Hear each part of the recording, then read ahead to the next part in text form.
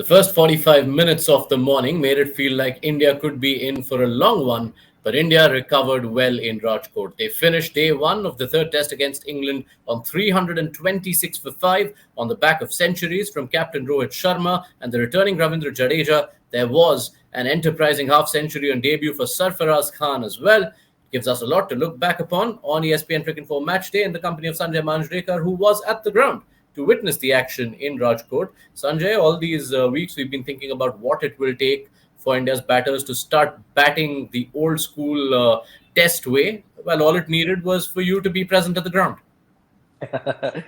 Yeah, we've got our own approach, right? I mean, that also is still viable. We saw Rohit Sharma and Jadeja put their heads down, and you had this trap laid out, different kinds of traps by Ben Stokes right through the day. But old school just sort of waded through those troubled waters and eventually, they won. So it was actually Rohit Sharma and Jadeja passing that test of that the Ben Stokes test. Yeah, one of the words I heard quite often on the broadcast was restraint. It was a common feature to both those centuries. Let's now start looking back on both, and let's start with Rohit.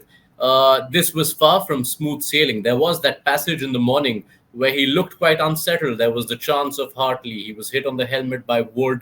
He survived an LBW call against Anderson. What is it that allowed him to regroup from that passage of play? It's actually very interesting in the way the whole innings went about. Obviously, Jimmy Anderson is a quality bowler and he's got a technique, Rohit Sharma, where Jimmy Anderson will test him to begin with. But he was there, I think, for the long haul. He knew that this has to be the innings where he has to not just get 20s and 30s, but get a big one. And then India lost 3 wickets. So the onus on him staying there was greater. Plus, also the fact that he felt that it cannot be only defense against this kind of tactic and opposition, a very different kind of opposition, different challenges, that only defense was not going to work. And earlier on, he took a couple of chances and was lucky that Joe Root dropped him once. But after that, he went back to the traditional method of just mental toughness. And that was really something admirable because these guys are guys who hit sixes for fun. And Ben Stokes had the field in for the spinners. So to restrain yourself from doing something that you can do so easily and for hours together, Jadeja as well as Rohit Sharma was, I thought, admirable, something that I marvel with these young players who have the gift of power, but just hold it back because it makes sense and it's important for the team at that stage to hold your big game back. And that partnership assumes so much greater significance given the context of what was to come. England knew at 30 odd for 3, take another wicket and you're into the two debutants, then Ashwin and the tail. Yes, and that's why India needed more a 200-run partnership rather than 100. Because when you take that partnership out, you'll see that there was nothing much there. Sarfaraz Khan was a pleasant bonus. But yes, India was playing with a very inexperienced batting lineup, and 3 wickets at the top was India in real troubled waters where you thought maybe by losing the toss and England getting those early wickets have got perhaps a huge advantage in the test match. But the pitch will hold the key. I know India is in much safer waters now, but how much England will get on that pitch, it's one of those hard series and action, very difficult to predict. Yeah, hold that thought. I might have to rethink my prediction strategy and today go back to asking you what we can expect, but we'll save that for a little later. Just to add to the context of the lack of experience in the Indian batting. The last time India had 3 batters in their top 7 in a test, none of whom had played more than a test. You have to go all the way back to 1999. The batters then were Devang Gandhi, Vijay Bharadwaj, MSK Prasad. It's been long enough that some of them have served stints as selectors and finished those stints.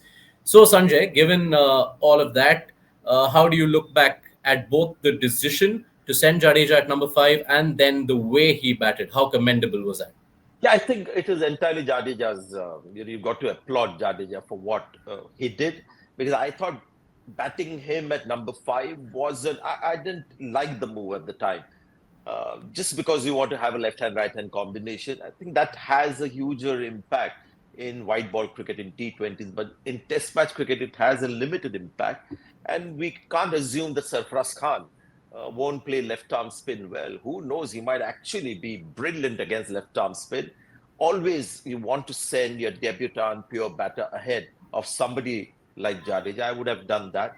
But that India did send Jadeja at number five, and that it worked was purely because of this interesting mindset that Jadeja has got into, where he backs himself so much that he is able to just bat almost Pujara style on occasions, because in the end he knows he has got a good enough defense and good enough shots, and of course the reserves to go on and get 100. He's got a lot of these kind of hundreds where he takes his time and rides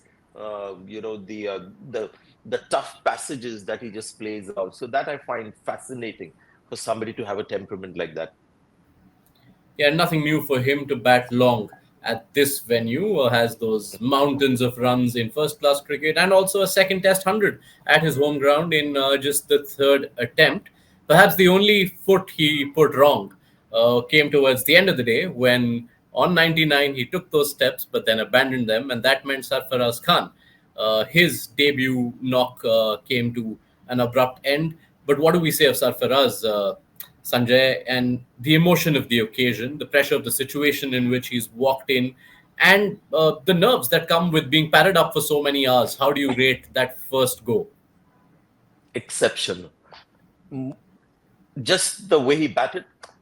We had the Terminator, right? Who came from the future to the present. This is like somebody from the past who has come to the present. The way he played spin. Now it's a sight for my sore eyes, and something that I keep talking about, judgment of length. I mean, look at how we actually showed that little package of how he maneuvered all the good balls that normally most young batters would just block and would be dot ball, but he was taking a single every ball. So superb against spin, has the back foot play as well. And the interesting thing was when he lofted the spin, I don't think it was a pre-planned thing that he did.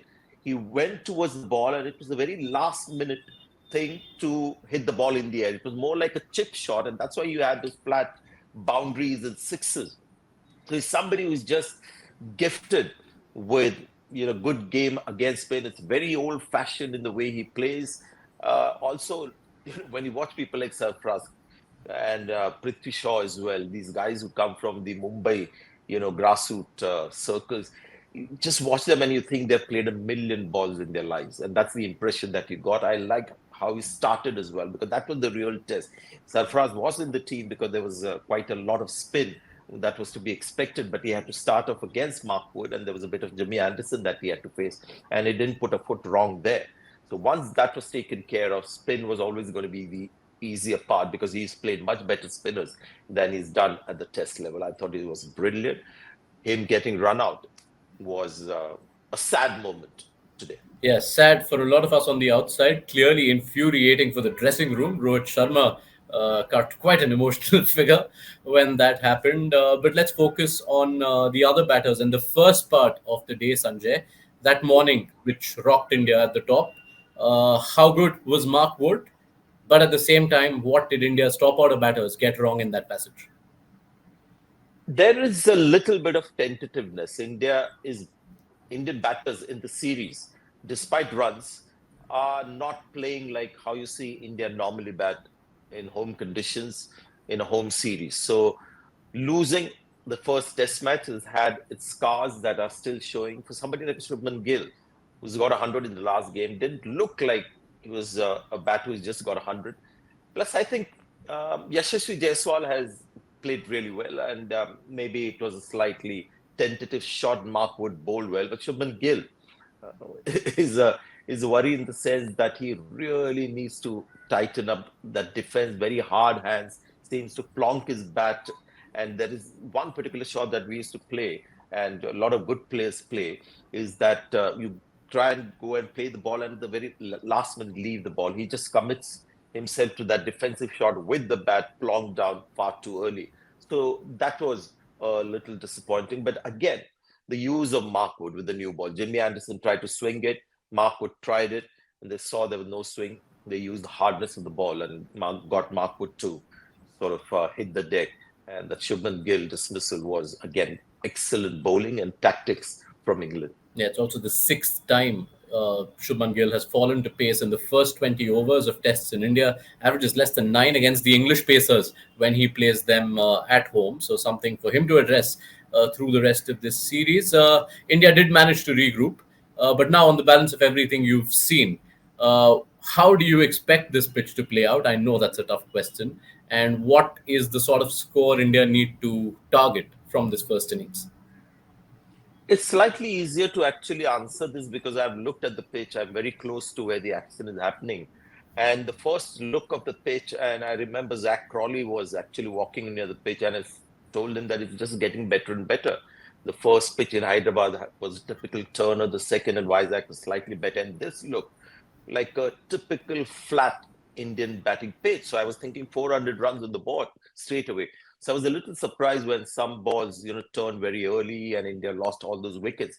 But as we've seen, India reaching 320 for five, despite being three down for 33. It's a pitch that will get you 400 runs. I felt it, and it's not something.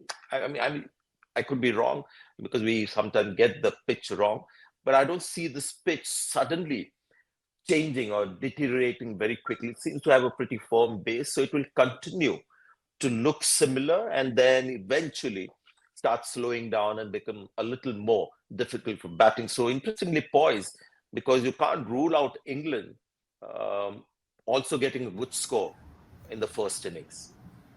Yeah, you have to wonder if it does remain good, it does set the stage up for England's fast bowlers. It wouldn't be too dissimilar to the kind of surfaces they had in Pakistan towards the end of 2022, and we remember how that series went.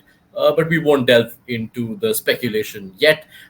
Should be quite absorbing day two, which could be very defining in the context of this test match. So, Sanjay, we'll allow you your rest for the rest of the evening. Look forward to hearing you on the broadcast and then seeing you at the end of day two. That does it from us on ESPN Cricinfo Match Day.